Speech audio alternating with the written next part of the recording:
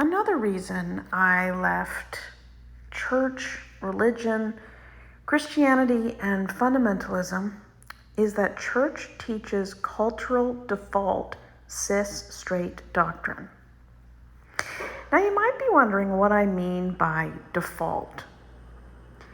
If you ever meet somebody and they expect or just default to a genderized, sexist, racist, or religious default setting, like women who are between 18 and 35. Most people, the default setting of society is that they're pursuing boys, getting married, having kids, and becoming a wife. For men, pursuing women, starting a family, having kids, and being a provider. Anyone growing up, the default that everyone really expects is for everyone to be heterosexual, cis, which means they accept and identify with the gender that they were raised to be or can be found on their birth certificate. And they're expected to be straight, pretty much what you see on a Hallmark card. And you might say, what's wrong with being cis and straight? Nothing. Any more than there's anything wrong with being pan or trans. The problem is when a culture sets everyone up to default to this specific orientation, lifestyle, and pursuit. In past videos, I've talked about how I grew up in 7 churches, 4 denominations of Christianity: Baptist, Calvinistic, fundamentalism, and I didn't hear anything that wasn't heterosexual or cis. Those words were never used or discussed because that would have implied there was something besides that. It was just a cultural default. People thought, oh, you look like a woman, you must be pursuing men. Or you look like a woman, you must be a woman.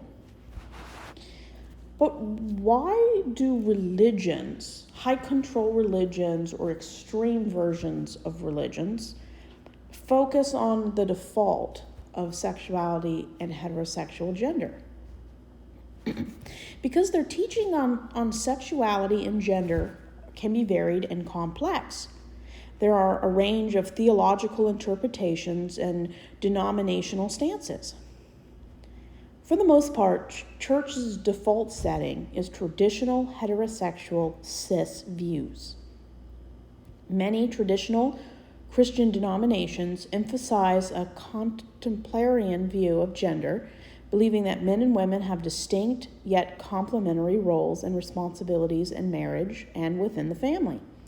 These roles, which I've spoken about in previous videos, we call them gender roles, are often seen as divinely ordained, rooted in creation narrative within Genesis, a book of the Bible, where God created humankind, male and female. Marriage is generally understood as a sacred union between one cis man and one cis heterosexual woman, within the primary purpose of having children, raising a family, and having a nuclear unit. This perspective also sees marriage as a reflection of the relationship between God and his people. Such denominations also emphasize patriarchal structures which focus on cis straight men in positions of ordained leadership roles within families where the husband is seen as the head of the house. However, the woman on average works 17 hours more than men do a week. That's a month and a half more work every calendar year. Now, not all perceptions of the patriarchy are bad. Let me explain. Some people enjoy a traditional marriage with very traditional gender roles.